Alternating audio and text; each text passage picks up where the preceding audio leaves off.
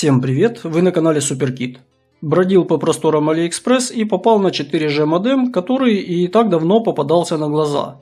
Но AliExpress предложил купить его по скидке с бесплатной доставкой, и я решил, что за почти бесплатную цену можно и посмотреть, что нам предлагает китайский модем Aprom. Правда, китайцы не смогли даже придумать бренд, под которым производить этот 4G модем. В описании на AliExpress от разных продавцов в категории производителей написано что-нибудь все время разное, а в названии товара вообще ничего не написано. Поэтому я и указал no name. Под наклейкой на коробке можно прочитать хоть что-то о характеристиках. Также максимальные скорости сети 4G написаны и на крышке самого модема. Можно видеть, что скорость в сети 4G на загрузку составляет до 150 Мбит в секунду, а на отдачу до 50 Мбит в секунду, что есть типичным для модемов с категории 4. Скорость в сети 3G составляет до 21,6 Мбит на секунду и на отдачу до 5,76 Мбит на секунду. Скорость передачи данных через Wi-Fi от модема к устройству, которому нужен интернет, может достигать до 72 Мбит в секунду при самом идеальном соединении, естественно, только в частотном диапазоне 2,4 ГГц. Каналы для сети 4G, на которых работает модем, указаны как B1, B3 и B5. Из этих каналов для Украины актуальны B1 и B3, что соответствует частотам 2100 и 1800 МГц. Таким образом, можно сделать вывод, что поддержка частоты 900 и 2600 МГц, что соответствует бендам B8 и B7 соответственно, отсутствует. Для сети 3G указана поддержка канала B1, что соответствует частоте 2100 МГц. У нас именно на этой частоте сеть 3G и работает. Причем, если верить информации из интернета, операторы все больше эту частоту переводят для работы сети 4G с последующим отключением сети 3G. Сим-карта самого нормального стандарта, мини, устанавливается под крышкой модема. Здесь же находится и физическая кнопка для сброса всех настроек. Подключиться к роутеру через Wi-Fi может одновременно 10 пользователей. И если модем подключен через USB к компьютеру, то такой компьютер может быть 11-м устройством. Способ передачи данных через USB также предусмотрен, а вот подключение антенны не предусмотрено. Если хотите работать через сеть Wi-Fi, то, как и обычно, в таком случае начать нужно с установки связи через Wi-Fi. Для этого из списка доступных сетей нужно найти роутер, у которого имя совпадает с написанным на крышке модема. Совпадает до букв X, так как каждый такой модем вместо этих X имеет собственное название сети. Но я не думаю, что случайно в поле вашего действия окажется еще один такой модем, чтобы он смог ввести в неопределенность по выбору нужной сети. В конце концов, даже если это так и будет, то ваша сеть та, которая лучше ловит.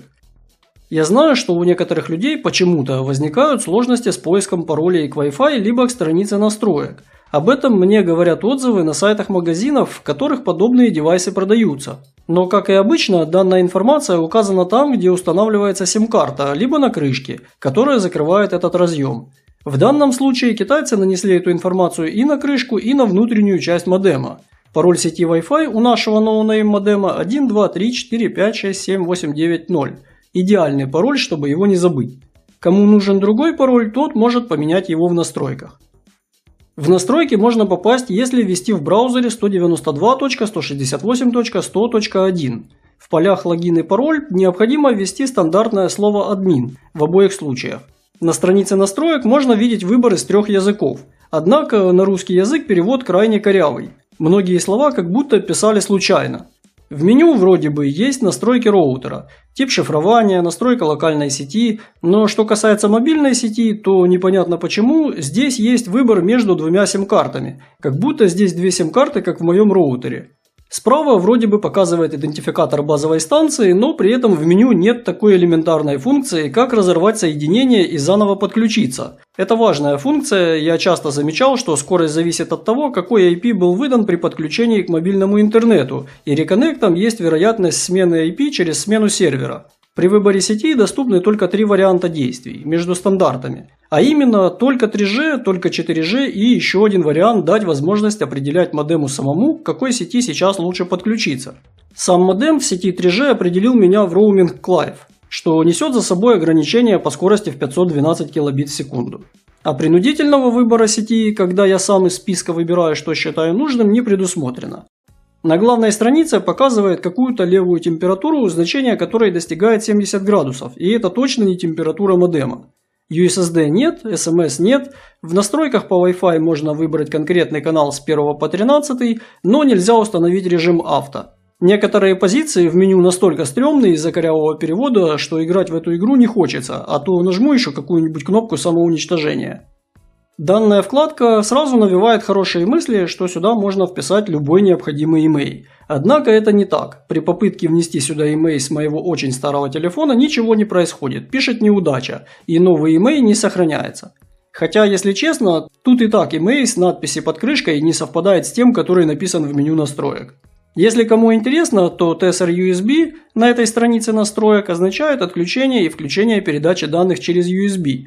В случае отключения связь с модемом может быть установлена только через Wi-Fi.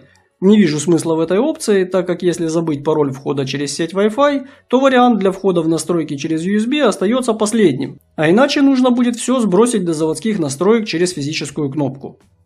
Тесты скорости делал в разное время суток, используя два разных оператора – Vodafone и Kyivstar, а также через два разных сайта, чтобы было больше объективности. Как минимум разные сайты имеют разные серверы, возможно это покажет больше информации для кого-то. Утром Kyivstar показывает скорость загрузки около 23 мегабит в секунду, а скорость отдачи в одном тесте около 37 мегабит в секунду, а в другом тесте около 27 мегабит в секунду. Vodafone дает скорость загрузки до 30 мегабит в секунду, а на отдачу между 20 и 25 мегабит в секунду. В послеобеденное время скорости чуть ниже, возможно это вызвано большей нагрузкой на сеть, но в целом скорости все так же достаточны для комфортного использования сети интернет. Вечером в прайм-тайм видно, что скорость загрузки у Kyivstar просела. Однако тест аплода, а также тесты у другого оператора показывают, что проблема не со стороны модема. Возможно это вызвано тем, что базовая станция резко загружена из-за отсутствия света у находящихся в ее зоне обслуживания людей, для которых сейчас это единственный вариант получения интернета. Конкретно в этом месте Vodafone показывает ровный результат с остальными тестами на протяжении дня.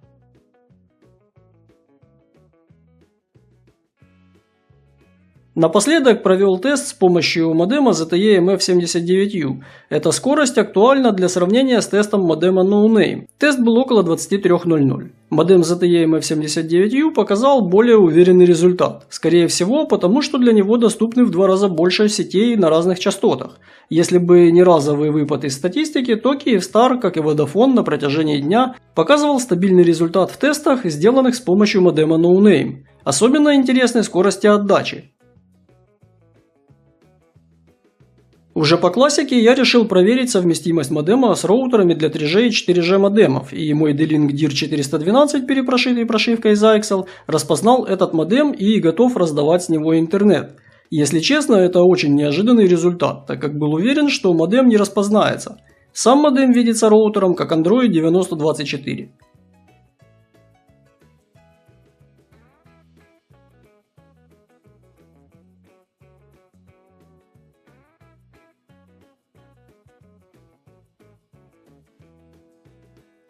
Несмотря на то, что я провел несколько тестов в разных условиях, это не означает, что у вас будут такие же результаты. Мобильная связь такова, что достаточно сдвинуть модем на 20 см в сторону и уже будут другие значения скорости. Естественно, что загрузка, расположение базовых станций, рабочая частота, на которой будет происходить передача данных, могут внести свои коррективы. Может, будет скорость даже выше, чем в моем случае. Но оценку возможностей модема я постарался передать максимально, особенно в контексте сравнения с другим модемом. Почему-то так получается, что как только не поддерживается частота 2600 МГц, то цена такого модема сразу же заметно дешевле. Тем не менее, как по мне, модем оказался очень неплох. Мне он достался по акции за $4,5 с бесплатной доставкой. Кажется, это фактически бесплатно. Если нужно раздавать интернет, например, в машине, да и вообще мало ли где и почему нужно раздавать инет, то это точно будет дешевле, чем отдельно покупать для этого смартфон. Кроме тех случаев, когда такой смартфон уже имеется. Для компактной переноски и снабжения питанием нужного устройства нашел небольшие корпуса под Powerbank, чтобы самому установить пару аккумуляторов 18650. Плюс этих корпусов в них установлена плата с контроллером, которая позволяет дать стабильный ток 2 А как на заряд, так и на разряд. При этом разъем для заряда в них уже Type-C. Раньше корпусов под 2 аккумулятора 18650, чтобы было 2 ампера на заряд и разряд, я найти не мог. Наконец китайцы научились их делать. У меня есть и куда более серьезные по емкости и выдаваемым напряжением Powerbank, но иногда реально и достаточно и удобнее, чтобы был легкий и небольшой в размере. Каких-то глобальных проблем в работе модема я не заметил. Да, нет поддержки сети 2G, которой нет иногда и у более брендовых и дорогих устройств, например ZTE F30 Pro. Да, нет поддержки SMS. Можно добавить корявый перевод меню с отсутствием элементарных возможностей, типа как сделать принудительный выбор сети. Нет счетчика трафика. Но как модем он работает нормально. Никаких действий по настройке не требует. Вставил любую сим-карту, главное, чтобы на ней была отключена проверка пин-кода, и все, раздача интернета готова. Быстро загружается и готов к работе сразу после включения компа. Не виснет, дает вполне конкурентные скорости среди модемов, которые имеют категорию 4. А если смотреть на upload, то меня вообще удивили эти значения. Видимо, операторы что-то у себя подкрутили, потому что сколько до этого у меня было подобных устройств на тестах, но такие значения сейчас сначала даже показались нечестностью теста. Я настолько удивился скорости отдачи интернета, что проверил эту скорость и через модем ZTE, у которого раньше я таких скоростей не видел. Оказалось, действительно скорость отдачи почти достигает теоретического максимума. У модема удобный форм-фактор, от хорошего емкого пауэрбанка он будет работать очень долго. Радует, что сюда устанавливается привычная сим-карта нормальных размеров. Меня лично бесят все эти нано и микросим. Ссылки на полезности в описании, оценивайте видео, подписывайтесь на канал, обязательно будут еще видео о разных девайсах, если есть вопросы, можете задавать их в комментариях, постараюсь ответить на них. Всем спасибо и до новых встреч!